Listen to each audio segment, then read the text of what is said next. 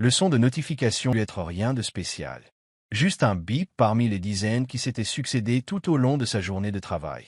Mais lorsque Zara Williams a regardé son écran pendant sa pause déjeuner, son sandwich à la dinde lui est tombé des mains et a heurté le sol de la salle de pause avec un bruit sourd et humide. Là, sur son fil d'actualité, une photo lui a glacé le sang. Robert, son mari depuis 8 ans, embrassait une autre femme devant ce qui semblait être leur nouvel appartement. La légende disait « J'ai enfin emménagé avec ma magnifique petite amie ». Un nouveau chapitre commence. L'horodatage indiquait qu'il avait été publié il y a seulement 20 minutes. Zara fixait l'écran, les mains tremblantes, si fort qu'elle pouvait à peine tenir son téléphone. Ce n'était pas possible. Robert était parti en voyage d'affaires à Atlanta 3 jours auparavant. Il était censé rentrer ce soir. Ils avaient réservé un dîner pour demain. Elle avait acheté son vin préféré et comptait le surprendre en lui annonçant la promotion qu'elle venait de recevoir. « Zara, ça va ?» La voix de sa collègue, Janet, semblait provenir de l'eau. « On dirait que tu as vu un fantôme. » Zara ne pouvait pas parler. Elle parcourut les commentaires sous la publication. Des amis et des membres de sa famille qu'elle reconnaissait félicitaient Robert. Sa belle-sœur avait commenté avec des émojis en forme de cœur. Sa belle-mère avait écrit « Je suis tellement heureuse pour vous deux. » Tout le monde le savait. Tout le monde sauf elle. Elle a cliqué sur le profil de la femme. Stephanie Chin, 28 ans, travaille dans le marketing. Sa biographie indiquait qu'elle était en couple depuis 8 mois. 8 mois. Zara compta à rebours dans sa tête. C'était à peu près à l'époque où Robert avait commencé à travailler tard plus souvent. À peu près à l'époque où il était devenu distant et avait commencé à se disputer pour des broutilles. La salle de repos se mit à tourner. Zara s'agrippa au bord de la table pour se stabiliser. 8 mois. Pendant qu'elle travaillait des heures supplémentaires pour financer la maison de leurs rêves, qu'elle préparait leur voyage pour leurs 10 ans de mariage, qu'elle essayait de tomber enceinte comme ils en avaient discuté, Robert construisait une nouvelle vie avec quelqu'un d'autre. Son téléphone vibra, un SMS lui parvint. « Robert. Et chérie, le vol est encore retardé. Je ne rentrerai pas avant demain soir. Ne m'attends pas. » Le mensonge était si naturel, si répété. Combien de fois avait-il fait ça? Combien de voyages d'affaires et de réunions tardives étaient en réalité des rendez-vous avec Stéphanie? Les mains de Zara tremblaient si violemment qu'elle laissa tomber le téléphone. Il s'écrasa sur le sol de la salle de pause et Janet se précipita pour le ramasser. « Zara, qu'est-ce qui ne va pas? Tu me fais peur. » Mon mari. La voix de Zara était un murmure. Mon mari vient d'annoncer sa nouvelle relation sur les réseaux sociaux. Avec quelqu'un d'autre. Alors que je pensais qu'il était en voyage d'affaires. Les yeux de Janet s'écarquillèrent. Elle baissa les yeux vers le téléphone, puis vers Zara. « Oh, chérie, non. Ce n'est pas possible. » Mais c'était vrai. La photo était vraie. Les commentaires étaient vrais. Les 8 mois de mensonges étaient réels. Zara avait l'impression de voir sa vie exploser au ralenti. Elle se leva sur des jambes chancelantes et se dirigea vers la salle de bain. Dans le miroir, elle vit une femme qu'elle reconnaissait à peine. Sa peau sombre paraissait grise, ses yeux habituellement brillants étaient écarquillés par la surprise, et ses cheveux soigneusement coiffés étaient ébouriffés à force de passer les mains dedans. Ce matin-là, elle était Zara Williams, femme mariée, fière propriétaire de sa maison, directrice marketing à succès. Elle préparait son dîner, pensait à ses destinations de vacances, se demandant si ce mois-ci serait enfin celui où elle tomberait enceinte. Elle était maintenant Zara Williams, épouse abandonnée, ridicule, une femme qui vivait dans le mensonge depuis 8 mois sans le savoir. Elle s'aspergea le visage d'eau froide et essaya de réfléchir. Mais son esprit revenait sans cesse aux mêmes questions. Comment avait-elle pu ne pas savoir? Quel signe avait-elle manqué? Leur mariage n'était-il qu'un mensonge? Lorsqu'elle retourna à la salle de repos, Janet l'attendait avec une tasse de thé et un air inquiet. « J'ai appelé ton patron », dit doucement Janet. « Je lui ai dit que tu avais une urgence familiale et que tu devais rentrer. Il t'a conseillé de prendre tout le temps nécessaire. » Zara hocha la tête, hébétée. « Oh !» La maison qu'elle et Robert avaient achetée ensemble. La maison où la moitié du placard était encore pleine de ses vêtements. La maison où sa tasse de café reposait probablement encore dans l'évier depuis 3 jours. Elle rassembla ses affaires machinalement. Ses mains bougeaient sans qu'elle y pense, fourrant des papiers dans son sac, attrapant sa veste, vérifiant ses clés. D'autres collègues la fixaient maintenant en chuchotant entre eux. La nouvelle se répandait vite. Le trajet du retour fut flou. Zara se retrouva assise dans son allée, moteur éteint, à contempler la maison qui ne lui ressemblait plus. Le remboursement de son prêt immobilier était dû la semaine suivante. Le nom de Robert figurait sur l'acte de vente. Tous leurs biens étaient mêlés à un réseau de biens communs et de comptes joints. Elle sortit son téléphone et regarda à nouveau le message. Les commentaires s'étaient multipliés. De plus en plus d'amis et de membres de la famille célébraient le nouveau départ de Robert. Certains se demandaient où était Zara dans tout ça. Certains semblaient perplexes en mentionnant que Robert était marié. Un commentaire lui a fait mal au cœur. Il était temps que tu officialises ça avec Stéphanie. Vous êtes parfaits ensemble. Il était temps. Comme si tout le monde attendait ça. Comme si son mariage avait été un obstacle gênant que les gens étaient soulagés de voir disparaître. Zara entra chez elle et fut frappée par le silence. Pas de télévision en fond sonore. Pas de Robert fredonnant sous la douche. Aucun bruit de vie autour d'elle. Juste l'écho creux de ses pas sur le parquet qu'ils avaient choisi ensemble. Elle alla dans leur chambre et ouvrit le placard de Robert. Il était à moitié vide. Ses costumes préférés avaient disparu. Ses bonnes chaussures avaient disparu. Ce n'était pas une décision soudaine. Il préparait cela depuis des semaines, voire des mois. Déménageant lentement ses affaires pendant qu'elle était au travail, qu'elle lui faisait confiance, qu'elle construisait un avenir qui n'existait que dans sa tête, Zara s'affala sur le lit et se laissa enfin pleurer. Non pas les douces larmes de tristesse, mais les sanglots bruts et laids de quelqu'un dont le monde venait de s'écrouler. Elle pleurait pour le mariage qu'elle croyait avoir. Elle pleurait pour l'avenir qu'ils étaient en train de construire. Elle pleurait pour l'idiote qu'elle se sentait de ne pas voir ce qui était juste devant elle. Mais sous les larmes, quelque chose d'autre grandissait. Quelque chose de brûlant, de vif et de déterminé. Robert pensait pouvoir mettre fin à 8 ans de mariage avec une simple publication sur les réseaux sociaux. Il pensait pouvoir l'humilier publiquement, tout en la maquillant dans son dos pendant 8 mois. Il avait tort. Le lendemain matin, Zara se réveilla sur le canapé, portant encore sa tenue de travail de la veille. L'espace d'un instant de bonheur, elle oublia ce qui s'était passé. Puis la réalité la rattrape comme un immeuble qui s'écroule. Son téléphone a vibré toute la nuit. 47 appels manqués. 82 SMS. D'innombrables notifications sur les réseaux sociaux. L'histoire s'était répandue comme une traînée de poudre dans leur cercle d'amis et de famille. Le premier appel provenait de sa sœur, Tina. Zara. Oh mon Dieu, je viens de voir. Tu vas bien? Où es-tu? J'arrive tout de suite. Je suis rentré, dit Zara, la voix rauque à force de pleurer. Ne viens pas. J'ai besoin de réfléchir. Je ne viendrai pas. Tu as mangé? Tu as dormi? Qu'a dit Robert quand tu lui as parlé? Je ne lui ai pas parlé. Comment ça, tu ne lui as pas parlé?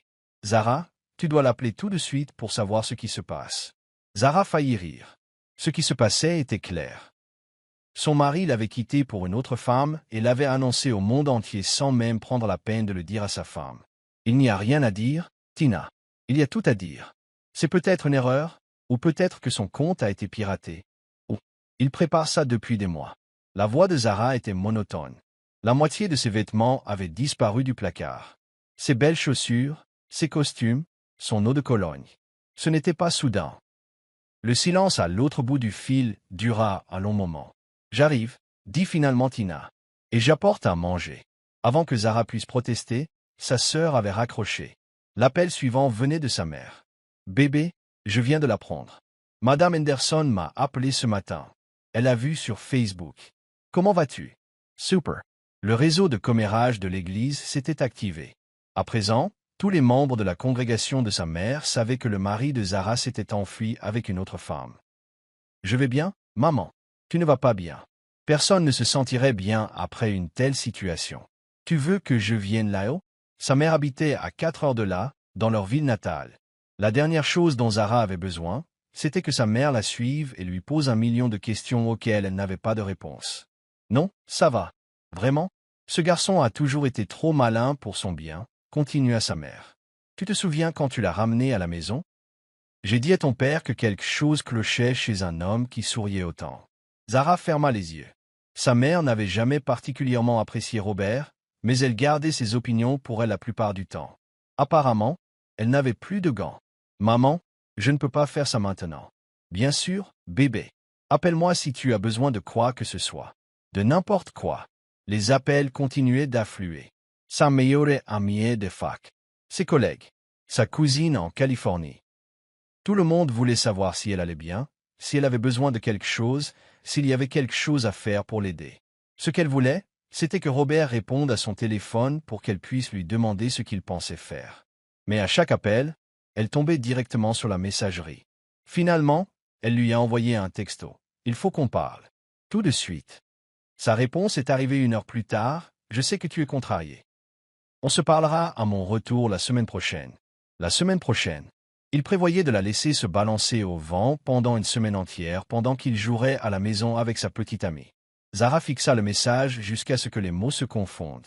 Le ton décontracté, comme s'il parlait de projets pour le week-end plutôt que de la destruction de leur mariage, lui donna envie de balancer le téléphone à travers la pièce. Au lieu de cela, elle appela Kim, la sœur cadette de sa belle-sœur Robert. « Zara? Kim Parrot Surprise. J'allais justement t'appeler. J'ai vu le post de Rob et je suis vraiment perplexe. KSI passé-t-il? Dis-moi. Tu as commenté avec des emojis cœur. J'ai... Quoi? Non, je ne l'ai pas fait. J'ai vu le post, mais je n'ai pas commenté. J'essayais de comprendre ce qui se passait. Maman a quand même commenté. Elle parle de cette Stéphanie depuis des mois. Des mois. Même la famille de Robert était au courant pour Stéphanie, avant Zara. Comment ça, parler d'elle? Kim resta silencieuse un instant. Rob l'avait emmenée au dîner d'anniversaire de maman en mars. Il a dit que c'était une amie de travail. Puis elle est venue à Pâques, et à la fête de départ à la retraite de maman le mois dernier. On pensait tous. Enfin, on pensait que tu la connaissais.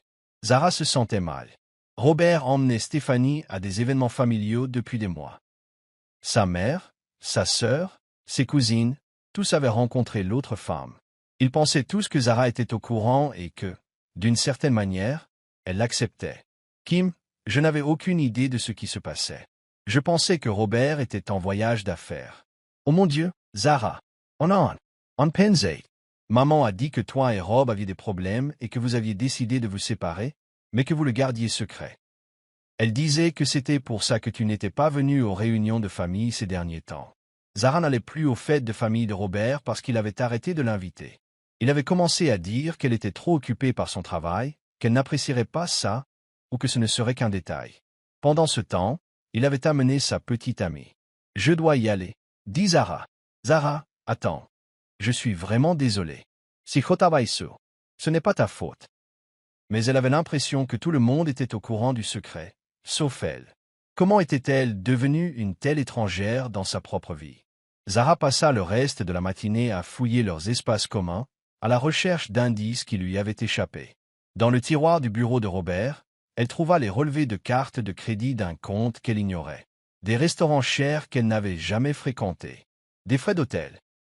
Un reçu de bijouterie pour un collier qu'elle n'avait jamais vu. Dans ses emails, elle connaissait son mot de passe, car ils avaient toujours tout partagé. Elle y trouvait des confirmations de week-end dans des chambres d'hôtes romantiques. Des vols vers des villes qu'elle n'avait jamais visitées avec lui. Des billets de concert pour des spectacles auxquels il prétendait assister avec ses collègues. Chaque preuve était comme un coup de poing dans l'estomac. Non seulement à cause de ce qu'il avait fait, mais aussi à cause du soin avec lequel il l'avait dissimulé. Ce n'était ni un moment de faiblesse ni une erreur. C'était une double vie, planifiée et exécutée avec précision. Lorsque Tina arriva avec des plats chinois à emporter et une bouteille de vin, elle trouva Zara assise par terre, entourée de papiers et de documents imprimés. « Qu'est-ce que c'est que tout ça? » « Des preuves, dit Zara. 8 mois de mensonges. Regardez cette facture de carte de crédit, $300 dans une bijouterie en février. La Saint-Valentin. Il m'a dit qu'il travaillait tard et m'a apporté des fleurs de la station-service le lendemain. Tina s'est assise à côté d'elle et a pris un reçu d'hôtel. Week-end romantique à la montagne.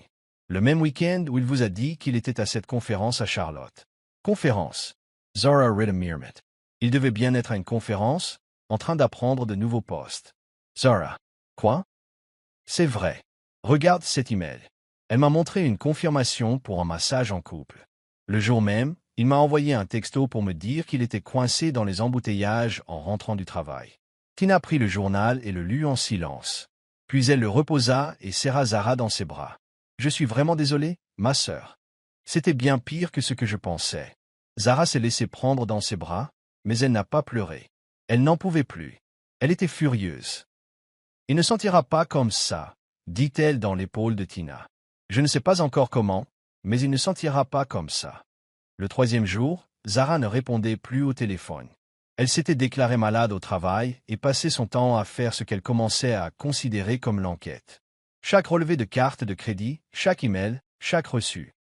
Elle était en train d'établir une chronologie de la tromperie de Robert, et l'image qui en résultait lui donnait la nausée. Il n'y avait pas que Stéphanie. Il y en avait eu d'autres. Des factures d'hôtel remontant à 2 ans. Des factures de restaurants pour des dîners coûteux auxquels elle n'avait jamais assisté. Même des factures pour ce qui ressemblait à des applications de rencontres et des services d'escorte. Son mari ne l'avait pas seulement trompée, il avait vécu comme un célibataire pendant son mariage. Le pire, c'était à quel point elle se sentait stupide. Tous ces soirs où il rentrait tard, sentant le parfum qu'il prétendait avoir eu enlacé une collègue. Tous ces week-ends passés avec ses amis, qu'elle n'avait jamais remis en question. Tous ces voyages d'affaires qui semblaient de plus en plus fréquents. Elle était tellement occupée par sa carrière, tellement concentrée sur leur avenir commun, qu'elle n'avait pas remarqué qu'il s'était complètement retiré de leur mariage. Jeudi matin, alors qu'elle était assise à la table de la cuisine avec son ordinateur portable et une tasse de café, parcourant leur compte bancaire commun en ligne, elle a remarqué quelque chose qui lui a glacé le sang. Il manquait de l'argent. Beaucoup d'argent. Leur compte d'épargne, qui aurait dû contenir près de 50 000 $, n'était plus que de 300 $. Leur compte courant était à découvert. Le compte d'investissement que Robert gérait était complètement vide. Zara fixait l'écran, le cœur battant. Elle parcourait des mois de transactions, voyant leur sécurité financière disparaître en morceaux. Des virements vers des comptes qu'elle ne reconnaissait pas. Des retraits d'espèces du montant quotidien maximum, jour après jour. Des virements vers ce qui semblait être des sociétés d'investissement dont elle n'avait jamais entendu parler. Ce n'était pas de la triche. C'était un vol. Elle a pris son téléphone et a appelé la banque. « Je dois parler à quelqu'un au sujet de transactions non autorisées sur mes comptes », a-t-elle dit au représentant du service client. « Pouvez-vous vérifier votre identité ?» Zara a répondu aux questions de sécurité, les mains tremblantes, attendant d'être transférée au service des fraudes. « Madame Williams, je vois que vous appelez au sujet de vos comptes joints. Pouvez-vous me dire précisément quelle transaction vous inquiète? Mon mari a retiré de l'argent de nos comptes à mon insu. Des milliers de $. Notre compte épargne est presque vide. Je vois. Eh bien, Madame Williams, ces comptes sont des comptes joints, ce qui signifie que les deux titulaires ont un accès égal au fonds. Techniquement, votre mari a le droit de transférer de l'argent de ses comptes. Même s'il le vole, si le compte est aux deux noms, ce n'est pas considéré comme un vol. Il a le droit d'accéder à ses fonds. Zara avait envie de vomir. Alors il peut tout prendre? Notre acompte, notre fonds d'urgence, tout ce qu'on a économisé ensemble. Je suis désolé, Madame Williams. Je comprends que ce soit frustrant, mais nous ne pouvons rien faire à moins d'avoir des preuves de fraude. Quelqu'un d'autre accède au compte sans autorisation. Puisque votre mari est un utilisateur autorisé, Zara a raccroché sans dire au revoir. Elle a rappelé le numéro de Robert. Directement sur la messagerie. Elle a appelé son bureau. Monsieur Williams est absent cette semaine. Puis-je prendre un message? Elle faillit rire. Hors de la ville. Jouant à la maison avec Stéphanie pendant que sa femme découvrait que leur avenir financier était ruiné. Zara a consulté leur compte de prêt immobilier en ligne. Ils avaient 2 paiements en retard. Robert avait arrêté de payer le prêt sans le lui dire. La maison qu'ils avaient achetée ensemble, celle qu'elle pensait être leur fondation, était en voie de saisie. Comment avait-elle pu l'ignorer? Les relevés arrivaient sur leur compte de messagerie commun, mais Robert s'occupait toujours des factures. Elle lui faisait entièrement confiance. Elle s'était concentrée sur le fait de gagner de l'argent, pas su. Sa gestion. Tina, comment vas-tu aujourd'hui? Demanda sa sœur. Robert nous a volé notre argent. Ses mots étaient froids et sans expression. Tout. Il a vidé notre compte épargne, notre compte courant, notre compte d'investissement. Nous sommes en retard sur notre prêt immobilier. Je n'en avais aucune idée. Silence à l'autre bout du fil. Combien d'argent? Demanda finalement Tina. $47,000 d'épargne. 26 000 $ de notre compte de placement. Plus nos comptes courants. Peut-être 75 000 $ au total. 15 000 $ au total. 25 Zara. C'est un crime. Non, ce n'est pas le cas. J'ai appelé la banque. Puisque son nom figure sur les comptes, il peut prendre ce qu'il veut. Légalement, c'est aussi son argent. Mais moralement, ça n'a pas d'importance. Il prépare ça depuis des mois. Tina. Transférer de l'argent pour financer sa nouvelle vie avec notre argent. Chambre d'hôtel, dîner coûteux, voyage pour acheter des bijoux. Il a financé sa liaison avec nos économies communes. Zara entendit sa sœur prendre une inspiration tremblante. Qu'est-ce que tu vas faire? Je ne sais pas encore, mais je vais trouver une solution. Après avoir raccroché, Zara s'assit dans le silence de sa cuisine et essaya de réfléchir. Sa maison était menacée de saisie. Ses économies avaient disparu. Son mari la trompait depuis des mois, peut-être des années. Et il comptait revenir en ville la semaine prochaine et lui expliquer la situation comme si de rien n'était. Elle sortit un carnet et commença à faire des listes. Ce qu'elle savait, ce qu'elle pouvait prouver, ce qu'elle avait besoin de savoir, ce qu'elle savait. Robert trompait Stéphanie depuis au moins 8 mois. Il l'emmenait à des événements familiaux et la présentait comme sa petite amie. Il avait emménagé avec elle. Il volait de l'argent sur leur compte commun pour financer sa nouvelle relation. Ce qu'elle pouvait prouver, elle avait les relevés de cartes de crédit, les reçus d'hôtel, les relevés bancaires. Elle avait des captures d'écran de ses publications sur les réseaux sociaux. Elle avait des confirmations par email pour des voyages, des dîners et des cadeaux. Ce qu'elle devait savoir, c'était combien d'argent avait réellement disparu. Où était-il passé? S'il existait d'autres comptes dont elle ignorait l'existence, quels actifs il possédait et auxquels elle pouvait encore accéder, elle devait découvrir quelles étaient ses options. Parce qu'elle n'allait pas se laisser faire et laisser Robert détruire sa vie sans se battre. Cet après-midi-là, elle passa 2 coups de fil. D'abord, elle appela un avocat spécialisé en divorce. La réceptionniste pourrait la recevoir demain matin. Ensuite, elle a appelé un détective privé trouvé en ligne. Si Robert pensait pouvoir la surpasser, il allait bientôt découvrir à quel point il se trompait. « J'ai besoin de tout savoir sur les finances de mon mari », a-t-elle déclaré à l'enquêteur. Compte bancaire, investissement, bien, tout. Et j'ai besoin de tout savoir sur sa petite amie. Depuis combien de temps cela dure-t-il réellement? Y en a-t-il d'autres? Tout cela. Ça va coûter cher, a dit l'enquêteur. Zara a inspecté la maison qu'elle était sur le point de perdre, a pensé à son compte d'épargne vide, a envisagé la dette qu'elle allait probablement devoir contracter. Je trouverai l'argent, dit-elle. C'est la guerre. Le cabinet d'avocats était situé dans un immeuble rutilant du centre-ville, ce qui donnait à Zara l'impression d'être petite et mal habillée. Ce matin-là, elle avait passé 20 minutes à essayer de comprendre comment s'habiller pour engager un avocat spécialisé en divorce. Professionnelle, mais sans trop d'efforts. Forte, mais sans colère. Elle avait opté pour un tailleur bleu marine et ses plus beaux bijoux. L'avocate, Amanda Richardson, ne ressemblait en rien à ce que Zara avait imaginé. Elle était plus jeune que Zara, probablement au début de la trentaine, avec des cheveux courts et naturels et une attitude pragmatique qui l'a mis immédiatement à l'aise. « Raconte-moi ce qui s'est passé », dit Amanda en sortant un bloc-notes. Zara raconta l'histoire depuis le début. La publication sur les réseaux sociaux, les 8 mois de mensonges, l'argent disparu, les événements familiaux avec l'autre femme. Amanda prenait des notes sans interrompre Zara, demandant parfois des précisions. « De combien d'argent s'agit-il » demanda Amanda une fois Zara terminée. « Environ 75 000 $, à ma connaissance. Peut-être plus. Et vous avez dit que les comptes étaient communs? Oui, tout était commun. Nous avons organisé les choses ainsi quand nous nous sommes mariés, car nous pensions construire une vie ensemble. » Amanda hocha la tête d'un air sombre. Les comptes joints sont un cauchemar en cas de divorce. Techniquement, il avait parfaitement le droit de prendre cet argent. Mais cela ne signifie pas qu'il pourra le garder. Comment ça? En Caroline du Nord, nous avons des lois sur la répartition équitable. Cela signifie que les biens matrimoniaux sont répartis équitablement et non pas nécessairement à parts égales. Si votre mari utilisait les fonds du mariage pour financer une liaison extraconjugale, un juge pourrait considérer cette dilapidation des biens matrimoniaux. Zara a ressenti une lueur d'espoir. Alors je pourrais en récupérer une partie? Peut-être. Il faudrait prouver qu'il a dépensé l'argent du mariage pour sa petite amie. Chambre d'hôtel, dîner coûteux, cadeaux, voyage. Tout cela pourrait être considéré comme de la débauche.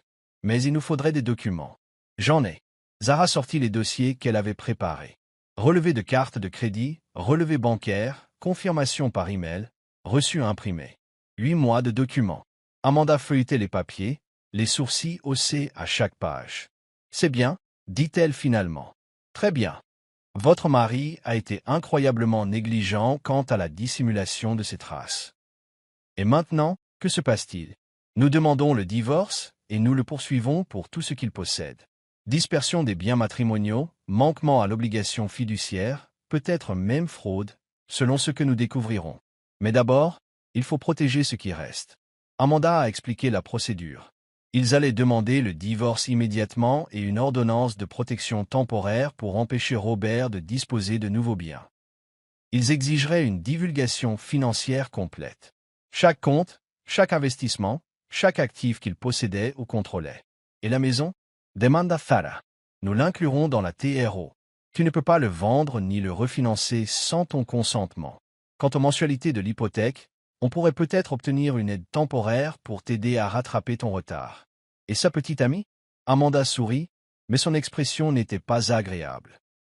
Si elle a reçu des cadeaux achetés avec les fonds de mariage, elle pourrait être légalement tenue de les restituer. On verra bien. La consultation a duré 2 heures. À la fin, Zara avait l'impression d'avoir un plan de bataille pour la première fois depuis le début de ce cauchemar. Une dernière chose, dit Amanda en terminant. Je sais que tu es blessé et en colère, et tu as parfaitement le droit de l'être. Mais ne faites rien de stupide en attendant. Ne le confrontez pas, ne contactez pas sa petite amie, ne publiez rien sur les réseaux sociaux. Laissez-moi gérer ça légalement. Zara hocha la tête, mais en privé, elle ne faisait aucune promesse. Si Robert pensait pouvoir l'humilier publiquement et lui voler son argent sans conséquence, il se trompait. Cet après-midi-là, elle rencontra le détective privé James Sullivan. C'était un homme d'un certain âge, au regard bienveillant et à la voix douce. Mais quelque chose chez lui laissait penser à Zara qu'il ne manquait pas grand-chose. « Je fais ça depuis 20 ans, lui dit-il. J'ai vu toutes sortes de maris infidèles. Votre mari a l'air d'être ce qu'on appelle un professionnel. Il fait ça depuis un moment. Qu'est-ce que ça veut dire? Ça veut dire que ce n'est probablement pas sa première aventure. Les hommes aussi organisés, aussi prudents dans leurs mensonges, l'ont généralement déjà fait. Ils s'améliorent avec le temps. » Cette pensée retourna l'estomac de Zara. Depuis combien de temps Robert la trompait-il? Avait-il déjà été fidèle? Que peux-tu découvrir? Demanda-t-elle. Tout. Compte bancaire, rapport de solvabilité, relevé foncier, antécédents professionnels. Je vais aussi me renseigner sur sa petite amie. Depuis combien de temps sont-ils vraiment ensemble, où ils se sont rencontrés, si elle sait qu'il est marié? Et je fouillerai dans son passé, relations antérieures, autres liaisons, tout ce qui pourrait être pertinent. Combien de temps cela prendra-t-il? 2 semaines pour les choses de base. Peut-être plus si on trouve quelque chose de compliqué. Mais je t'appellerai si je découvre quelque chose d'urgent. Le prix fit grimacer Zara, mais elle signa quand même le contrat. C'était un investissement pour son avenir. Ce soir-là, elle resta assise dans sa maison vide et fit d'autres listes. Des choses à faire, des gens à appeler, des comptes à vérifier. Elle commençait à se sentir à nouveau elle-même, concentrée, déterminée, prête à se battre. Son téléphone vibra, un SMS de Robert lui avait enfin été envoyé. « J'avais enfin reçu tes messages. Je serai à la maison dimanche soir. On pourra discuter à ce moment-là. » Zara fixa le message. Il comptait rentrer à la maison comme si de rien n'était. Comme s'il pouvait simplement entrer et tout expliquer. Elle lui a répondu, « Pas la peine. J'ai demandé le divorce. Mon avocate vous contactera. » Son téléphone a sonné immédiatement. Elle laissa tomber la messagerie et écouta le message. « Zara, c'est quoi ce bordel? Tu as demandé le divorce? Sans même me parler? C'est dingue. Rappelle-moi tout de suite. » Elle a supprimé le message sans répondre. 1 heure plus tard, un autre SMS. « Je rentre ce soir.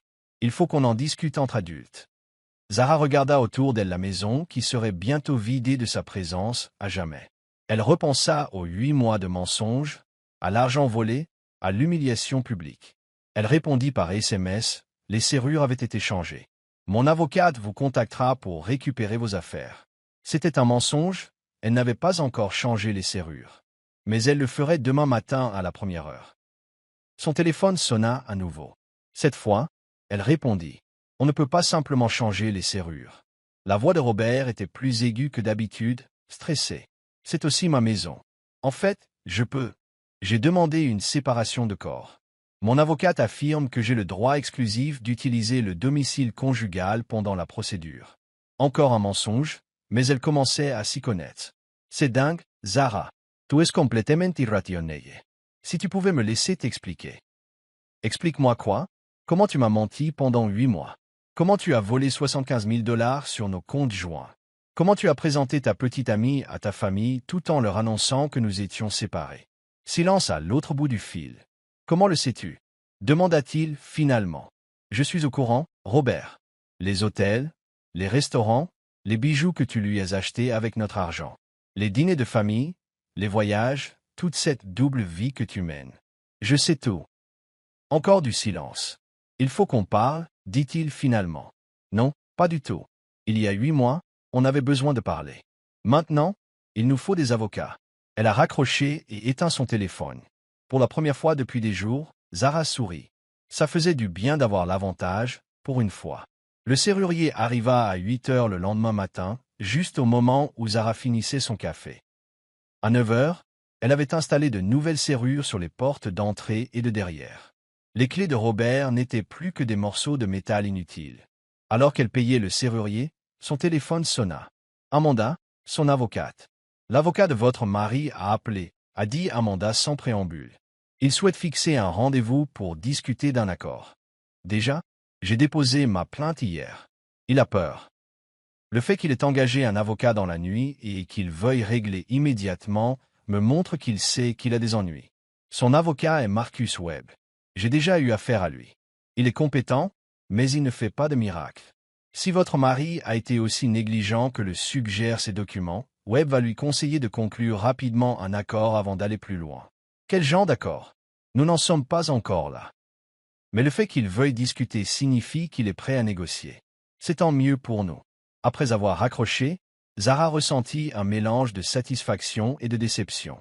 Une partie d'elle-même attendait avec impatience une longue bataille juridique où elle pourrait faire payer Robert pour chaque mensonge, chaque dollar volé, chaque moment d'humiliation. Un règlement rapide semblait trop facile. Mais Amanda avait raison. Si Robert voulait un arrangement, cela signifiait qu'il savait qu'il était pris au piège. Vers 22 heures, on sonna à sa porte. Zara regarda par le jardin et aperçut une femme qu'elle ne connaissait pas, debout sur son porche. C'était une Asiatique, probablement la fin de la vingtaine, avec de longs cheveux noirs et une énergie nerveuse. « Puis-je vous aider ?» Zara a appelé à travers la porte. « Êtes-vous Zara Williams ?»« Je suis Stephanie Chin. Je pense qu'il faut qu'on parle. » Le premier réflexe de Zara fut de faire semblant d'être absente. Amanda lui avait expressément interdit de contacter la petite amie de Robert. Mais Stéphanie était venue la voir. Elle ouvrit la porte, mais n'invita pas Stéphanie à entrer. Que voulez-vous? De près, Stéphanie était plus jolie que ne le laissaient penser ses photos sur les réseaux sociaux. Mais on aurait dit qu'elle n'avait pas dormi depuis des jours. Ses yeux étaient rouges et gonflés, et ses mains tremblaient. Je ne savais pas, dit rapidement Stéphanie. À propos de toi. À propos de votre mariage. Robert m'a dit que vous étiez divorcé. Il a dit que le divorce avait été prononcé l'année dernière. Zara la fixa du regard. Il t'a dit qu'on était divorcé? Il m'a montré des papiers. Des documents légaux. J'ai vu ton nom et j'ai pensé. J'ai cru que c'était des papiers de divorce. Je n'aurais jamais cru. La voix de Stéphanie se brisa. Je n'aurais jamais eu de liaison avec un homme marié. Malgré tout, Zara ressentit une pointe de sympathie pour la femme sur son porche. On lui avait menti aussi. Quel papier vous a-t-il montré? Je ne sais pas. Des documents légaux portant vos deux noms. Il a dit que vous étiez séparés depuis plus d'1 an et que le divorce n'était qu'une formalité. Faraya réfléchit. Quel papier Robert aurait-il pu montrer à Stéphanie qui ressemblerait à des documents de divorce? Puis ça lui a frappé. Ont-ils parlé d'une maison ou d'un prêt? Stéphanie hocha la tête avec empressement. Oui, quelque chose à propos du partage des biens. Il a dit que tu avais accepté de lui laisser la maison. Les documents hypothécaires. Robert avait montré à Stéphanie leurs documents hypothécaires et lui avait dit qu'il s'agissait de papiers de divorce. C'était vraiment malin, d'une certaine manière. Stéphanie, ce n'était pas des papiers de divorce. C'étaient les documents hypothécaires de la maison que nous avions achetés ensemble. Nous sommes toujours mariés. Nous l'étions encore quand tu l'as rencontré. Le visage de Stéphanie est devenu blanc. Elle s'est agrippée à la balustrade du porche pour se stabiliser. Oh mon Dieu! Oh non! Je suis vraiment désolé. Je n'en avais aucune idée. Si seulement j'avais su. Elle se mit à pleurer. Zara sentit sa colère envers Stéphanie s'évanouir. Cette femme avait été manipulée autant qu'elle. Entrez, dit Zara en s'éloignant de la porte. Elles s'assirent dans le salon de Zara, et Stéphanie raconta son histoire en larmes. Elle avait rencontré Robert lors d'une réunion de travail 8 mois plus tôt. Il avait été charmant, attentionné et totalement disponible. Il lui avait dit qu'il était récemment divorcé et prêt à prendre un nouveau départ avec quelqu'un d'autre. Il était tellement gentil, a dit Stéphanie. Il m'a apporté des fleurs, m'a emmené dans de bons restaurants et m'a présenté à sa famille. Sa mère m'aimait. Elle n'arrêtait pas de dire combien elle était heureuse que Robert ait trouvé quelqu'un après son divorce difficile. Même la famille de Robert avait participé au mensonge. Quand a-t-il emménagé chez toi? Demanda Zara. Il y a 3 jours. Il a dit que son bail était arrivé à échéance et qu'il était prêt à passer à l'étape suivante. Nous avons signé ensemble un bail pour un nouvel appartement. La voix de Stéphanie était à peine un murmure. J'ai payé la caution parce qu'il disait que son argent était bloqué dans le règlement du divorce. Zara of Philirire. Robert avait utilisé l'argent de Stéphanie pour louer leur nid d'amour tout en volant sa femme pour payer le reste. Stéphanie, j'ai une question à te poser et j'ai besoin que tu sois honnête avec moi. Robert t'a-t-il déjà offert des cadeaux coûteux? Des bijoux, peut-être? Stéphanie hocha la tête basse. Un collier pour la Saint-Valentin. Des boucles d'oreilles pour mon anniversaire. Il a dit qu'il voulait me gâter parce que je le méritais. Tu les as toujours? Oui, pourquoi? Parce qu'il les a achetés avec l'argent qu'il a volé sur notre compte commun. Légalement, ils m'appartiennent. Les yeux de Stéphanie s'écarquillèrent. Tu les veux? Je veux tout récupérer. L'argent, les cadeaux, la vie qu'il m'a volée en nous mentant à tous les deux. Ils sont restés assis en silence un moment, puis Stéphanie a demandé. Qu'est-ce que tu vas faire? Je vais le détruire, a simplement dit Zara. Légalement, financièrement, socialement. Quand j'en aurai fini avec Robert, il regrettera d'être né. Puis-je l'aider? Zara regarda la petite amie de son mari, son ex-petite amie désormais, supposa-t-elle, et y vit quelque chose d'utile. Stéphanie avait été impliquée dans la tromperie de Robert. Elle avait accès à des informations crédibles. Peut-être que vous le pouvez. Êtes-vous prêt à témoigner de ce qu'il vous a dit? À propos des faux papiers de divorce, de la façon dont il s'est présenté comme célibataire? Oui, absolument. Et les cadeaux? Tu les rendras? Je te les apporterai demain. Je ne veux plus jamais les revoir. Après le départ de Stéphanie, Zara a appelé Amanda et lui a parlé de sa visite. C'est de l'or, a déclaré Amanda. Le témoignage de sa petite amie prouve une fraude et une fausse déclaration. Les faux papiers du divorce, les mensonges sur son état civil. Un jury va avaler ça. Elle est prête à coopérer pleinement. Encore mieux. Je vais organiser sa déposition dès que possible. Votre mari vient de décupler notre dossier. Cet après-midi-là, James, le détective privé, m'a appelé pour me remettre son premier rapport. Vous avez bien fait de m'engager, m'a-t-il dit. Les finances de votre mari sont dans un sale état, mais pas comme vous l'auriez imaginé. Il a de l'argent caché partout. Comment ça? Des comptes offshore, des investissements en crypto-monnaie, une société écran enregistrée dans le Delaware. Il déplace de l'argent depuis des années, pas seulement des mois. Il ne s'agissait pas seulement de financer une liaison, il préparait un divorce depuis longtemps. Zara avait froid. Depuis combien de temps? D'après ce que je peux retracer, au moins 2 ans. Peut-être plus longtemps. Il a systématiquement dissimulé ses biens et élaboré un plan d'évasion financière. Mais pourquoi? S'il voulait divorcer, pourquoi ne pas le demander tout simple? Aimant? Parce qu'il voulait te garder à ses côtés pour entretenir son image de marié respectable, tout en menant une vie de célibataire secrète. Lorsqu'il serait prêt à quitter le navire, il aurait tout l'argent et toi, rien. Le calcul était stupéfiant. Robert ne se contentait pas de la tromper, il planifiait systématiquement de la ruiner financièrement tout en se faisant passer pour un mari aimant. De combien d'argent s'agit-il? J'y réfléchis encore, mais c'est bien plus que 75 000 $. J'ai trouvé au moins 3 comptes avec des soldes importants. De plus, la société Écran possède des actifs que je suis encore en train de traquer. Pouvons-nous les récupérer? Avec un bon avocat? Absolument. Votre mari a commis une grave erreur, il a laissé une trace écrite. Il était tellement occupé à te cacher l'argent qu'il n'a même pas pensé à le soustraire à une décision de justice.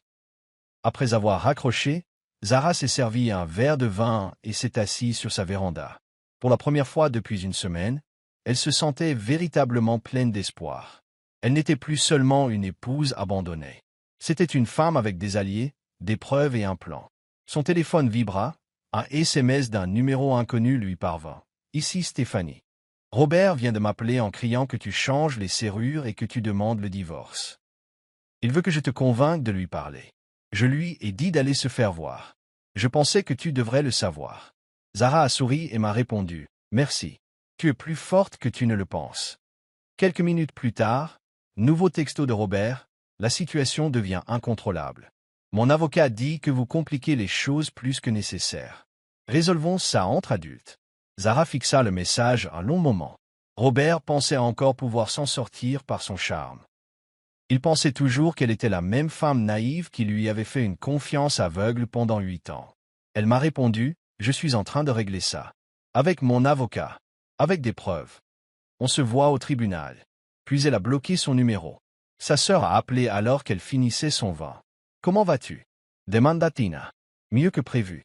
La petite amie de Robert est passée aujourd'hui. Il s'avère qu'il lui a aussi menti. Vraiment, il lui a dit qu'on était divorcés. Il lui a montré de faux papiers et tout. Elle ignorait totalement qu'il était encore marié. Waouh! Et maintenant, elle va témoigner contre lui. Et mon détective privé a trouvé des comptes cachés avec beaucoup plus d'argent que je ne le pensais. Robert planifie ça depuis des années, Tina. Il me vole systématiquement et cache des biens tout en se faisant passer pour un mari aimant. C'est sociopathe. Ouais, c'est vrai. Mais il a fait preuve de négligence. Il a laissé des preuves partout. Mon avocat pense qu'on peut tout récupérer, plus des dommages et intérêts. Bien, il mérite ce qui lui arrive. Après avoir raccroché, Zara regarda autour d'elle, sa maison maintenant, et ressentit quelque chose qu'elle n'avait pas ressenti depuis des années. Elle se sentait puissante. Robert avait passé des années à la sous-estimer, la traitant comme si elle était trop naïve pour voir ce qui se passait sous ses yeux. Il s'était trompé sur ce point et il allait bientôt découvrir à quel point il avait tort. 2 semaines plus tard, James l'appela avec une nouvelle qui fit tourner la tête à Zara. « Tu dois t'asseoir pour ça, » dit-il. « J'ai fouillé dans les finances de ton mari, et ce que j'ai découvert est plus important que prévu. » Zara était dans son bureau pendant la pause déjeuner, porte fermée, bloc-notes prêt. « Combien plus ?» Essayez 400 000 $ de plus. Le chiffre l'a frappé comme un coup de poing. $400,000, répartis sur 6 comptes différents, 2 portefeuilles d'investissement et un portefeuille de crypto-monnaies. Et puis, cette société écran dont j'ai parlé, elle possède un bien immobilier locatif en Floride d'une valeur d'environ 200 000 $. Zara ne pouvait pas parler. Pendant qu'elle découpait des coupons et s'inquiétait des remboursements de son prêt immobilier, Robert cachait plus d'un demi-million de dollars d'actifs. Il y a plus, poursuivit James. Le compte de crypto-monnaie affiche des dépôts réguliers depuis 3 ans. Quelqu'un lui a fourni des informations privilégiées sur les transactions. Je pense qu'il a été impliqué dans quelque chose d'illégal. Comme un délit d'initié? Peut-être. Ou une sorte de fraude à l'investissement. Le schéma des échanges est trop parfait pour être légitime. Personne n'a cette chance pendant 3 ans d'affilée. L'esprit de Zara s'emballait. Pouvez-vous le prouver? J'y travaille. Mais voilà, si votre mari a commis des délits financiers, ça change tout. On ne parle plus seulement du tribunal du divorce. On parle des procureurs fédéraux. Après avoir raccroché, Zara était assise dans son bureau, les yeux rivés au mur. Robert n'était pas seulement un mari infidèle qui avait volé leurs économies. C'était potentiellement un criminel qui utilisait leur mariage comme couverture pour des activités illégales. Elle appela immédiatement Amanda. « J'ai besoin de te voir aujourd'hui. Mon enquêteur a découvert quelque chose d'important. » Ils se sont retrouvés au bureau d'Amanda après le travail. Lorsque Zara expliqua ce que James avait découvert, l'expression d'Amanda devint plus sérieuse à chaque détail. « Si c'est vrai, nous devons être très prudents dans notre façon de procéder, » dit Amanda. « Les crimes financiers relèvent de la compétence fédérale. Si nous dévoilons notre jeu trop tôt, votre mari pourrait fuir le pays. Il a autant d'argent? Avec 600 000 $ de liquidité? Il pourrait disparaître demain s'il le voulait. » Cette pensée terrifiait Zara. Et si Robert réalisait tout ce qu'elle savait et disparaissait, elle ne verrait jamais la justice lui rendre son argent. Que faire? Accélérer les choses. Demandez des injonctions d'urgence pour geler tous ses comptes avant qu'il ne comprenne ce qui lui est arrivé. Mais il nous faut d'abord des preuves solides. Ce soir-là, Zara rencontra James dans un café près de son bureau. Il lui tendit un épais dossier. « Tout y est, dit-il. Relevé bancaire, schéma de transaction, transaction en crypto-monnaie, acte de propriété. Votre mari a été très occupé. Zara feuilletait les documents. L'ampleur de la tromperie de Robert était stupéfiante. Il menait une double vie, financière et personnelle. Comment a-t-il pu me cacher tout ça? Adresses postales séparées, relevés électroniques, sociétés écrans. Il a monté toute une vie financière parallèle. Le bien locatif en Floride est enregistré au nom d'une société qui est elle-même enregistrée au nom d'une autre société qui, finalement, permet de remonter jusqu'à lui. Des trucs très sophistiqués. Mais pas assez. James sourit d'un air sombre. Il a fait preuve d'imprudence. Il a commencé à utiliser son vrai numéro de sécurité sociale sur certains comptes, probablement parce qu'il avait tellement de fausses identités qu'il n'arrivait plus à les mémoriser. Une fois que j'ai eu un compte, j'ai pu retracer les connexions. Et Stéphanie, tu as trouvé quelque chose à son sujet? Elle est clean. En fait, c'est une autre victime. Il vide aussi systématiquement son compte en banque. Cette caution qu'elle avait versée pour leur appartement, elle provenait d'une carte de crédit commune qu'il l'avait convaincu d'ouvrir. Elle va s'endetter pendant des années à cause de lui. Zara ressentit un pincement de sympathie pour Stéphanie, suivi d'une vague de colère envers Robert. Combien de personnes avait-il blessé avec ses mensonges? Il y a encore une chose, dit James. J'ai trouvé des preuves d'au moins 2 autres liaisons avant Stéphanie. L'une a duré 6 mois, l'autre plus d'1 an. Votre mari vous a trompé sans cesse tout au long de votre mariage. La trahison était si totale, si systématique, que Zara en était presque insensible. Chaque année de leur mariage avait été bâtie sur des mensonges. Ces autres femmes se connaissent-elles? Probablement pas. Ils semblent tout compartimenter. Différentes femmes, différents récits, différentes identités. Comme s'ils menaient plusieurs vies simultanément. Cette nuit-là, Zara n'arrivait pas à dormir. Elle repensait à toutes les fois où Robert était rentré tard, à tous les voyages d'affaires, à toutes les nuits où il l'avait serré dans ses bras et lui avait dit qu'il l'aimait tout en planifiant secrètement sa destruction. Vers minuit, son téléphone a sonné. « Stephanie. Zara, je suis désolé de t'appeler si tard, mais il s'est passé quelque chose et je ne savais pas qui d'autre appeler. Qu'est-ce qui ne va pas? Robert est venu chez moi ce soir. Il était ivre et furieux, il criait que tu avais tout gâché. Il m'a dit que je devais te convaincre d'abandonner le divorce, sinon il s'assurerait que je ne travaille plus jamais dans cette ville. » Zara s'est redressée dans son lit. T'a-t-il menacé? Pas vraiment, mais il était effrayant. Il n'arrêtait pas de parler de ses relations, de la façon dont il pouvait détruire la carrière des gens s'il le trahissait. Puis il s'est mis à pleurer et à me supplier de le reprendre. Que lui as-tu dit? Je lui ai dit que je ne voulais plus jamais le revoir. Mais Zara, j'ai peur. Il sait où j'habite et où je travaille. Et s'il essaie de me faire du mal, as-tu un endroit sûr où dormir cette nuit? Chez ma sœur. Je suis déjà là, mais je ne peux pas me cacher éternellement. Zara pensa à l'argent caché de Robert, à ses activités illégales, à son réseau de mensonges. Un homme capable de commettre des délits financiers et de tromper systématiquement plusieurs femmes pourrait être capable de tout. Stéphanie, je vais te donner le numéro de mon avocate. Appelle-la demain matin à la 1e heure. Elle pourra t'aider à obtenir une ordonnance restrictive. Cela l'arrêtera-t-il? C'est un début. Et c'est une preuve supplémentaire de sa personnalité pour notre affaire. Après avoir raccroché, Zara a réalisé qu'elle n'avait plus peur de Robert. Elle était furieuse. Il avait détruit leur mariage, volé son argent, menti à sa famille, et maintenant il menaçait l'autre femme qu'il avait trompée. Elle prit son téléphone et appela le numéro d'urgence d'Amanda. « Je suis désolé de te réveiller, mais il faut qu'on aille plus vite. Robert est désespéré et je pense qu'il est peut-être dangereux. Que s'est-il passé? » Zara lui a parlé de l'appel de Stéphanie et des menaces de Robert. « D'accord, dit Amanda. Demain matin, on dépose tout.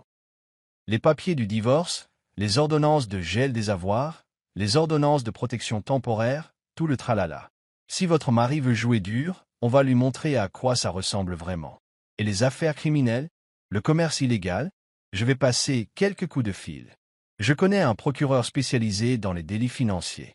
Si les preuves sont aussi solides que le pense votre enquêteur, ils seront très intéressés. » En raccrochant, Zara ressentit une satisfaction froide. Robert avait passé des années à se croire plus intelligent que tous ceux qui l'entouraient. Demain, il découvrirait à quel point il avait eu tort. Elle sortit son ordinateur portable et entreprit de dresser la liste de tous ceux que Robert avait blessés, de tous ceux qui méritaient de connaître la vérité sur lui.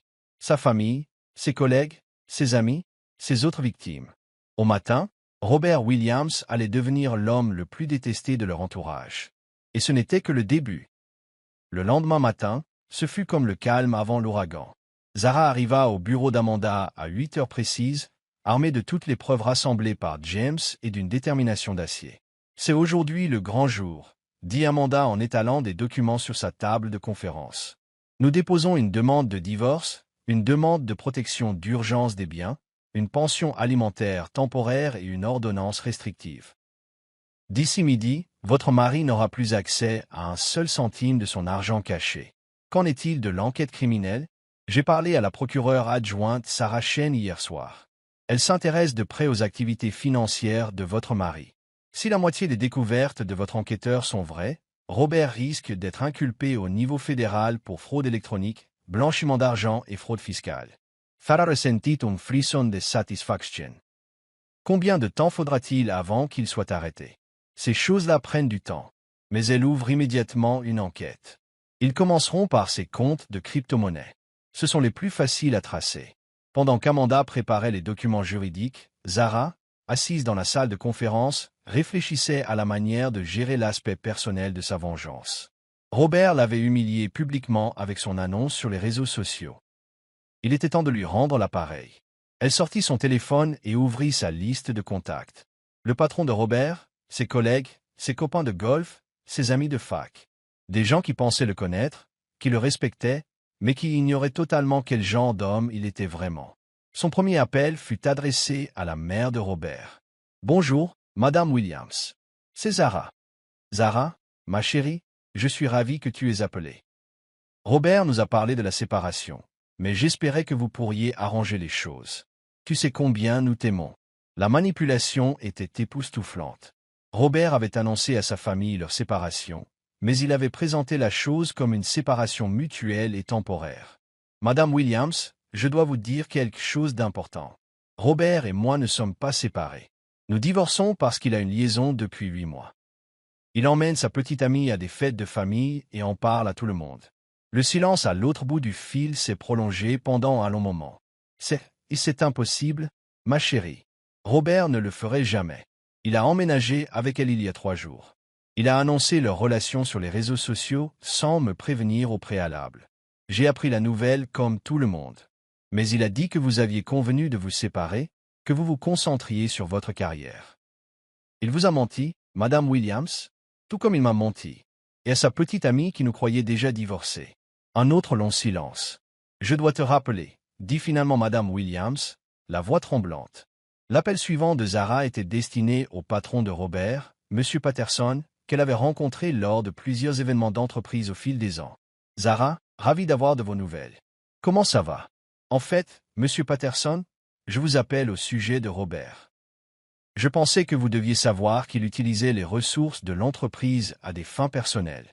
Plus précisément, il effectuait des transactions financières illégales depuis son ordinateur professionnel. C'était une supposition, mais d'après l'enquête de James, c'était une hypothèse éclairée. Pardon? Robert est impliqué dans une fraude aux crypto-monnaies et un délit d'initié.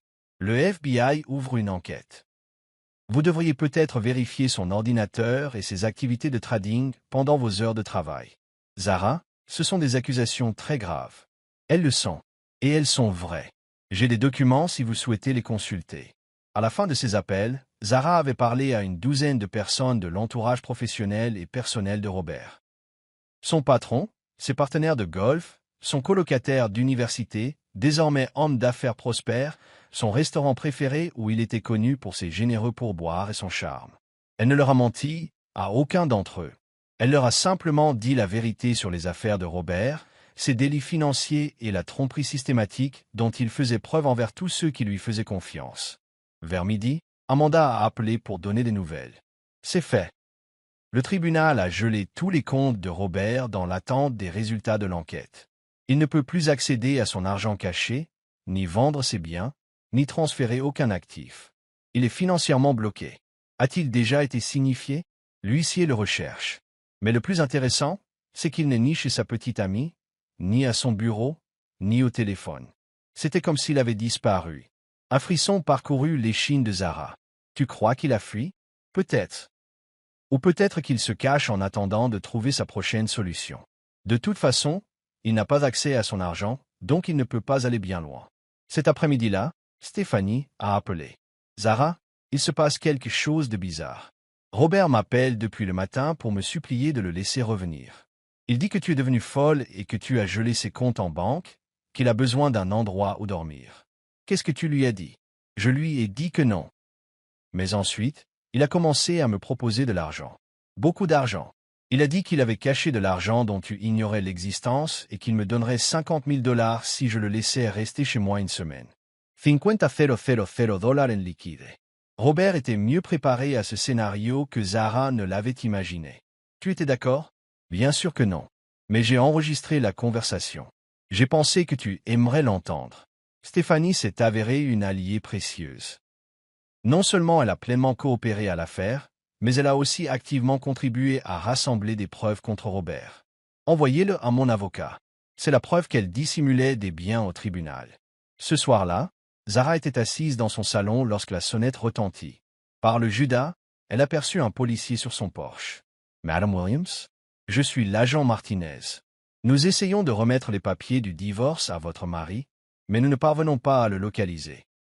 Savez-vous où il pourrait être? Je n'en ai aucune idée. Nous sommes séparés. Son employeur dit qu'il n'est pas venu travailler aujourd'hui. Sa petite amie dit qu'elle ne l'a pas vu. Sa mère dit qu'elle ne sait pas où il est. » Le policier avait l'air fatigué. « Madame, y a-t-il une raison pour laquelle votre mari pourrait éviter le service? Une raison pour laquelle il aurait quitté la ville? » Zara failed sourire. « Monsieur l'agent, mon mari commet des délits financiers depuis des années. Il a volé des centaines de milliers de dollars et les a cachés dans des comptes illégaux. Il a probablement peur, car il sait qu'il va être arrêté. » L'agent Martinez a haussé les sourcils. « Délits financiers? Le FBI enquête. Vous devriez peut-être vous renseigner auprès de la procureure adjointe Sarah Chin. » Après le départ de l'agent, Zara se servit un verre de vin et s'assit sur son porche. Quelque part, le voleur paniquait. Ses comptes étaient gelés, ses crimes faisaient l'objet d'une enquête, et tous ses proches apprenaient la vérité sur lui. Pendant des années, il avait détenu tout le pouvoir dans leur relation. Il contrôlait l'argent, les informations, le récit de leur mariage. Maintenant, pour la première fois, Zara avait toutes les cartes en main. Son téléphone vibra, un message d'un numéro inconnu lui disait « Appelez-moi. Il faut qu'on parle. C'est allé trop loin. » Or. Zara fixa le message un long moment, puis le supprima sans répondre. Qu'il transpire. Qu'il se demande ce qu'elle savait, ce qu'elle préparait, ce qui allait se passer ensuite. Le chasseur était devenu la proie, et Zara ne faisait que commencer. L'appel arriva à 6 heures du matin, 3 jours après la disparition de Robert. C'était Amanda, et elle semblait excitée. « Ils l'ont trouvé », dit-elle sans préambule. « Robert a été arrêté. » Zara s'assit dans son lit et se réveilla instantanément. Où était-il? À l'hôtel de l'aéroport. Il essayait de prendre un vol pour les Caïmans avec une valide et un faux passeport. La TSA l'a signalé lorsqu'il a tenté de passer la sécurité. Les îles Caïmans. Bien sûr. Robert avait prévu de disparaître dans un pays sans traité d'extradition, probablement pour accéder à davantage d'argent caché. Combien d'argent liquide? 87 000 $. En billets de 100, enveloppés dans ses sous-vêtements. Amanda semblait s'efforcer de ne pas rire. Le FBI pense que ce n'est qu'une infime partie de ce qu'il cache. De quoi est-il accusé? Fraude électronique, blanchiment d'argent, évasion fiscale et tentative de fuite pour échapper aux poursuites. Et aussi, violation d'une décision de justice en tentant d'accéder à des avoirs gelés. Le procureur estime qu'il risque au minimum 10 à 15 ans de prison. Zara ressentit une profonde satisfaction. Après des années de mensonges et de manipulations, Robert faisait enfin face aux conséquences de ses actes. Que se passe-t-il maintenant? Nous profitons de son arrestation pour accélérer notre procédure de divorce. Un juge va se montrer très compréhensif envers une femme dont le mari a été arrêté pour délit financier alors qu'il tentait de fuir le pays avec de l'argent volé. À midi, l'histoire était partout dans les journaux locaux. Un homme d'affaires local a été arrêté à l'aéroport avec une valise remplie d'argent liquide. Le rapport mentionnait l'entreprise de Robert, son quartier et son ex-femme, qui avaient coopéré avec les autorités. Le téléphone de Zara n'arrêtait pas de sonner. Journalistes, voisins, collègues, membres de la famille. Tout le monde voulait savoir si elle était au courant des crimes de Robert, si elle était surprise ou si elle avait un commentaire à faire. Aux journalistes, elle a simplement dit « Je coopère pleinement avec les forces de l'ordre et je me concentre sur ma reconstruction ». Elle a dit la vérité à sa famille et à ses amis. « Je n'en savais rien, mais je ne suis pas surprise. Robert ment surtout depuis des années. » Vers 14 heures, elle a reçu un appel de Stéphanie. « Tu as vu les infos ?» Des mains de Stéphanie. Difficile de passer à côté. Je n'arrête pas de penser à la façon dont il nous a trompés tous les deux. Comme il était convaincant. Si tu n'avais pas compris ce qu'il faisait, il s'en serait tiré, conclut Zara. Mais il ne l'a pas fait. Il est devenu cupide et négligent, et maintenant il va en prison. Le FBI veut m'interroger demain. À propos de l'argent qu'il m'a proposé, de ce qu'il m'a dit. Bien, raconte-leur tout. Cet après-midi-là, Zara s'est rendue au tribunal pour vérifier l'état d'avancement de leur divorce. Avec Robert en prison, les choses allaient vite. Amanda la retrouva dans le couloir devant le tribunal. « Le juge veut nous voir demain matin », dit Amanda. L'avocat de Robert demande une audience d'urgence pour obtenir sa libération sous caution. Le laisseront-ils sortir? J'en doute. Risque de fuite, importante somme d'argent cachée, faux passeport. C'est exactement le genre d'accusé que les juges gardent en prison. Mais son avocat doit essayer. Et notre affaire? Avec Robert en prison pour délit financier, nous sommes dans une position bien plus forte. Le juge voudra s'assurer que vous êtes protégé contre tout nouvel abus financier. Le lendemain matin, Zara était assise dans la salle d'audience et regardait Robert entrer en traînant les pieds, vêtu d'une combinaison orange et menottée.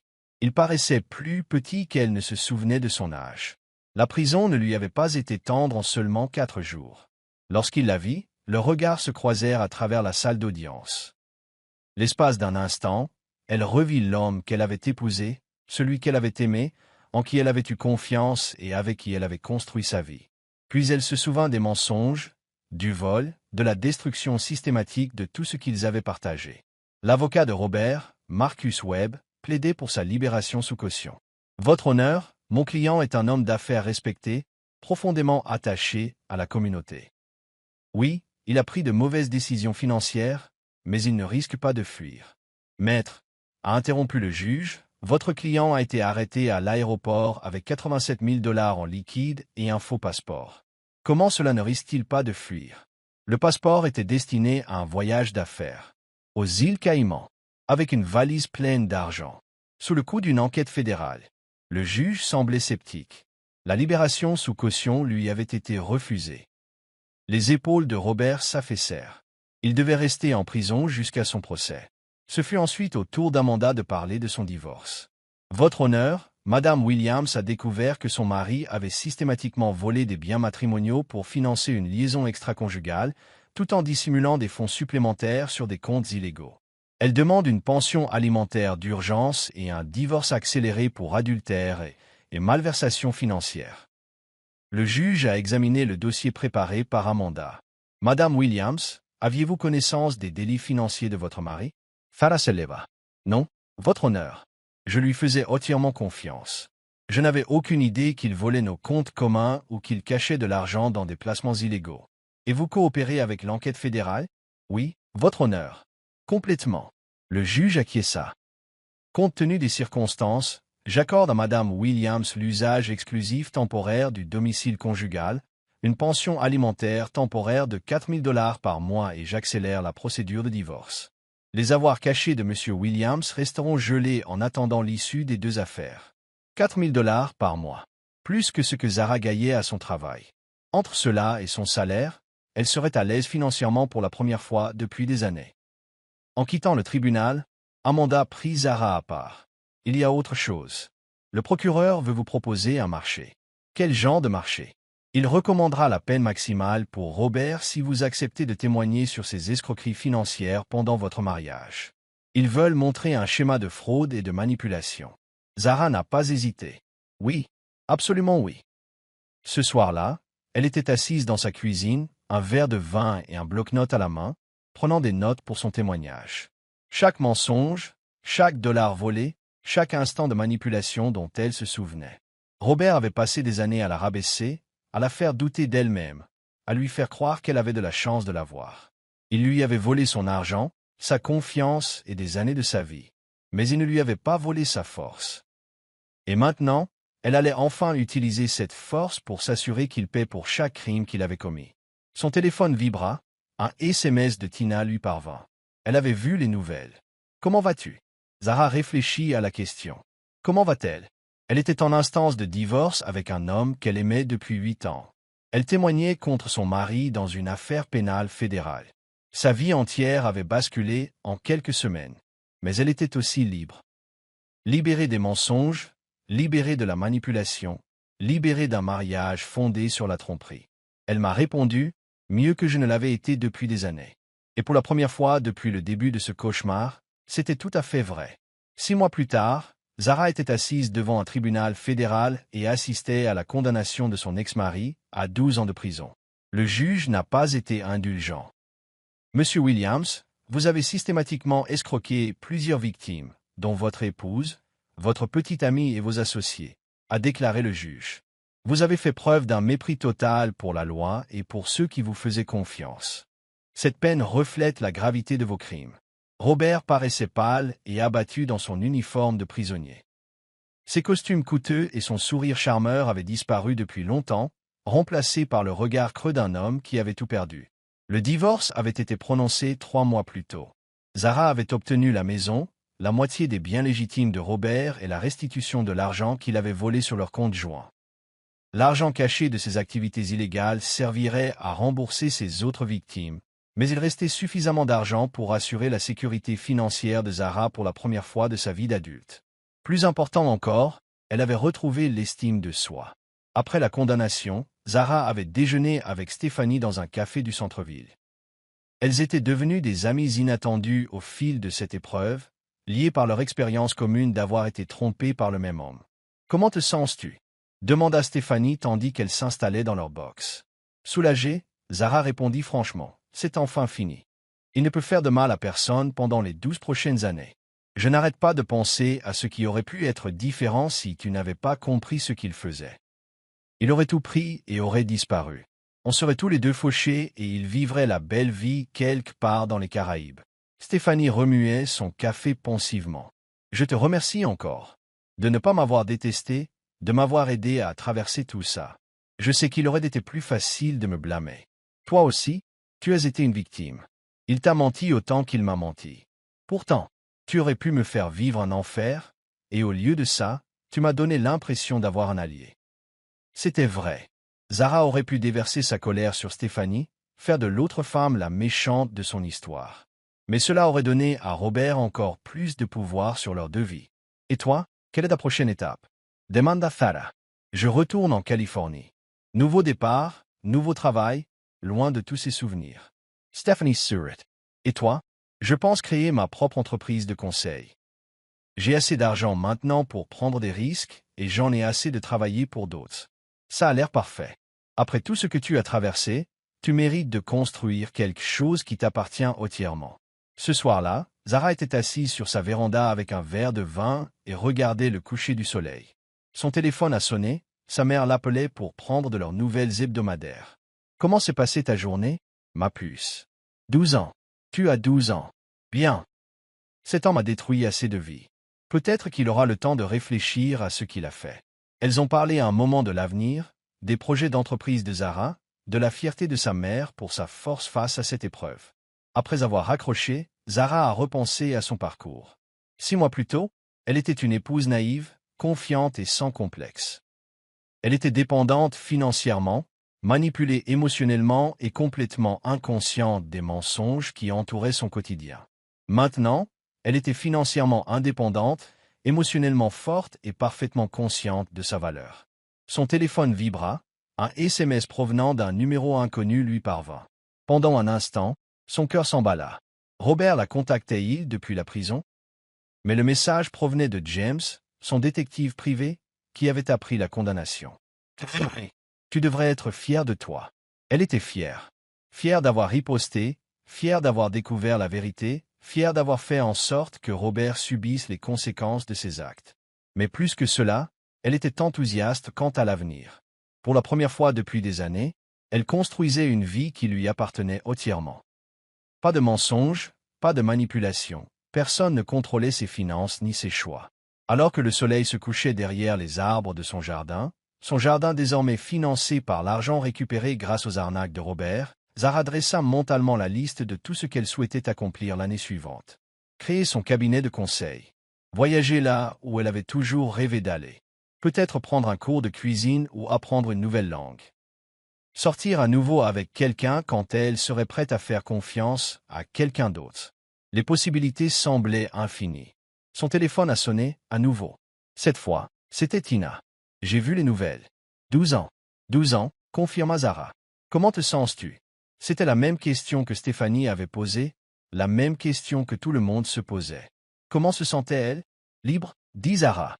Pour la première fois depuis des années, je me sens complètement libre. Et elle l'était. 1 an plus tard, Zara se tenait dans la salle de conférence de son propre cabinet de conseil, admirant la ville à travers ses baies vitrées. Williams et Associates, elle avait conservé son nom de femme mariée à des fins professionnelles. Mais celui-ci symbolisait désormais sa réussite plutôt que sa tromperie. L'entreprise avait décollé plus vite qu'elle ne l'aurait imaginé. Aider d'autres femmes à traverser un divorce, des abus financiers et à prendre un nouveau départ s'était avéré à la fois enrichissant et incroyablement rentable. Elle avait désormais 6 employés et une liste d'attente de clientes. Madame Williams? Son assistante Carmen frappa à sa porte. Votre rendez-vous de 15 heures est arrivé. Zara s'est détournée de la fenêtre. Faites-la entrer. La femme qui entra dans son bureau avait l'air familière, nerveuse, bien habillée, avec le regard creux de quelqu'un dont le monde venait de s'écrouler. Madame Williams, merci de me recevoir. Je suis Jennifer Cole. Je pense que mon mari vole de l'argent sur nos comptes joints. Zara fit signe à Jennifer de s'asseoir. Ses consultations étaient devenues routinières, mais chacune lui rappelait où elle en était il y a 1 an. Dites-moi ce qui se passe, dit doucement Zara. Tandis que Jennifer racontait son histoire, les voyages d'affaires mystérieux, les comptes d'épargne vides, les débits suspects sur sa carte de crédit, Zara prenait des notes et se remémorait son propre parcours, de victime à vainqueur. Madame Williams, j'ai lu votre affaire dans les journaux. Tout le monde sait comment vous avez révélé les crimes de votre mari et obtenu justice. J'espère que vous pourrez m'aider à faire de même. Après la consultation, Zara a raccompagné Jennifer avec un plan d'action et la carte de visite d'un enquêteur criminel. Une autre femme recevrait l'aide que Zara aurait souhaitée depuis le début. À l'approche du soir, Zara ferma son bureau à clé et rentra chez elle, dans la maison qui lui appartenait désormais. Elle avait entièrement redécoré, effaçant toute trace de la présence de Robert. Les murs étaient peints de couleurs vives qu'elle adorait, les meubles avaient été choisis pour leur confort plutôt que pour leur prestige, et chaque pièce reflétait ses goûts personnels plutôt que ses compromis. Elle se servit un verre de vin et consulta ses messages. Elle entendit un message vocal de Stéphanie, qui s'épanouissait dans son nouveau travail en Californie. Un texto de Tina concernant ses projets pour le week-end. Un courriel de son conseiller financier confirmant que ses investissements se portaient mieux que prévu. Et, enfoui dans ses spams, un courriel qui l'a fait hésiter. C'était de Robert. L'objet disait « Je suis désolé ». Zara fixa le message un long moment, puis le supprima sans le lire. Elle n'avait plus besoin de ses excuses ni de ses explications. Son opinion sur elle, ses regrets, ses tentatives de contact. Plus rien n'avait d'importance. La sonnette de sa porte retentit, interrompant ses pensées. Par le Judas, elle aperçut un livreur tenant un gros bouquet de fleurs. « Livraison pour Zara Williams », dit-il lorsqu'elle ouvrit la porte. Les fleurs étaient magnifiques, des roses blanches et des hortensias bleues, élégantes et sophistiquées. Zara ressentit un moment d'inquiétude. Robert envoyait-il des fleurs depuis la prison? Puis elle lut la carte. « Félicitations pour votre premier anniversaire de mariage. Vous m'inspirez chaque jour. Dr. Marcus Thompson. » Zara sourit. Marcus était un avocat spécialisé en divorce avec lequel elle avait travaillé sur plusieurs dossiers. C'était aussi le premier homme pour qui elle s'était autorisée à éprouver des sentiments depuis Robert. Ils sortaient ensemble depuis 3 mois, progressant lentement, instaurant une relation de confiance. Marcus était tout ce que Robert n'était pas. Honnête sur ses sentiments, transparent sur ses finances, respectueux de son indépendance. Il célébrait son succès plutôt que de se sentir menacé. Son téléphone sonna alors qu'elle mettait les fleurs dans l'eau. « Tu as reçu ma livraison ?» demanda Marcus. « Elles sont magnifiques. Merci. Je voulais célébrer rusite. Il y a un an, tu repartais de zéro. Aujourd'hui, tu diriges une entreprise florissante et tu aides d'autres femmes à trouver la force de vivre. On dirait que ça ne fait pas un an. Esto heureuse, Farah? Vraiment heureuse? La question la fit réfléchir. Était-elle heureuse? Elle pensa à son entreprise, à son indépendance financière, à sa liberté de faire des choix sans demander la permission ni cacher ses véritables sentiments. Elle pensa aux femmes qu'elle avait aidées, à la justice qu'elle avait obtenue, à la vie qu'elle avait construite entièrement selon ses propres conditions. Oui, dit-elle, je suis vraiment heureuse. Bien, tu le mérites. Après avoir raccroché, Zara a fait le tour de sa maison et a réfléchi à tout ce qui avait changé. La femme effrayée et trahie qui avait découvert les mensonges de son mari grâce à une publication sur les réseaux sociaux avait disparu. À sa place se trouvait quelqu'un de plus fort, de plus sage et de totalement maître de son destin. Son ordinateur portable sonna, annonçant une alerte info. L'ancien homme d'affaires Robert Williams s'est vu refuser une libération conditionnelle dans une affaire de fraude financière. Même en prison, Robert continuait de faire parler de lui pour de mauvaises raisons. Zara a éteint son ordinateur portable sans lire l'article en entier. Pour elle, l'histoire de Robert était terminée. Il passerait les 11 années suivantes en prison et, à sa sortie, il découvrirait un monde qui avait évolué sans lui. Elle, en revanche, ne faisait que commencer. Ce week-end-là, Zara assista au mariage d'une de ses clientes. Une femme qui, grâce à son aide, avait échappé à un mariage violent et retrouvé l'amour auprès d'un homme qui la traitait comme une reine. En voyant le couple échanger ses vœux, Zara ressentit une profonde satisfaction qui n'avait rien à voir avec sa propre vie amoureuse. Elle avait contribué à cette fin heureuse. À la réception, elle était assise avec d'autres femmes avec lesquelles elle avait travaillé au cours de l'année écoulée. Des femmes divorcées qui avaient retrouvé leurs finances, leur confiance et leur avenir. Des mères qui ont protégé leurs enfants de pères manipulateurs. Des femmes professionnelles qui ont appris à reconnaître et à échapper aux abus financiers. Un toast, dit Linda, l'une de ses premières clientes, en levant son verre de champagne. À Zara Williams, qui nous a tous appris que la meilleure vengeance est une vie bien vécue. La table s'exclama, et Zara sentit les larmes lui monter aux yeux. Ces femmes étaient devenues plus que de simples clientes. Ils étaient la preuve que la survie était possible, que la justice était à portée de main et que l'avenir pouvait être meilleur que le passé. Alors qu'elle rentrait chez elle ce soir-là, le téléphone de Zara sonna. Un numéro connu, mais avec l'indicatif régional. « Allô? Est-ce Zara Williams? Celle qui était mariée à Robert Williams? L'estamac de Zara S.E. Sarah. Qui est-ce? J.E. m'appelle Patricia Evans. Je pense que mon mari fait peut-être les mêmes CH. Ose que votre ex-mari, le journal, et j'avais bon espoir. J'espérais que vous pourriez m'aider. Une autre femme, une autre victime, une autre chance d'empêcher quelqu'un d'autre de tout perdre à cause des mensonges et de la manipulation d'un homme. Oui, dit Zara. Je peux certainement vous aider. Je vous donne mon numéro de bureau et nous fixerons un rendez-vous. En raccrochant, Zara comprit que c'était là sa véritable victoire. Non pas l'argent récupéré ni la peine de prison infligée à Robert, mais la capacité d'aider d'autres femmes à éviter le même sort qu'elle. Robert avait tenté de la détruire, mais il avait créé quelque chose de plus fort. Sa douleur était devenue un but, sa souffrance une force, et sa trahison le fondement pour aider les autres à obtenir justice. Elle gara son allée et resta assise dans sa voiture un instant, contemplant la maison qui symbolisait son indépendance, songeant à l'entreprise qui prouvait sa valeur, songeant à l'avenir qui lui appartenait entièrement.